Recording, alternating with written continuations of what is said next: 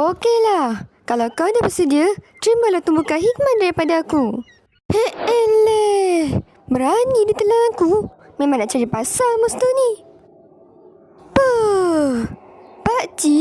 Pakcik ni dah kena tipu. Pakcik sedar tak kita sekarang berada dalam badan monster? Gila ke apa nak berniaga kat sini?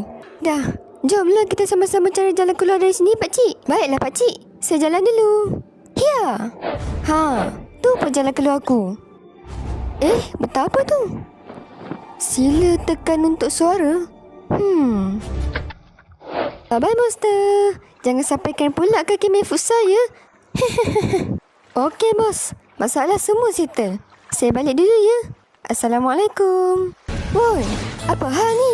Berani kamu cakap kawasan larangan ni, ya? Nanti, Bat. Kita tak tahu cerita sebenar. Tuan Berong, betul ke telur tu dia punya? Demi keselamatan rakyat Indra Sakti, baik kita pulang kerja. Aduh, ni pun sama tak nak mengalah. Bagi je lah telur tu. Bukan ada faedah pun. Aku kat sini. Ambil. No chance for you, okay?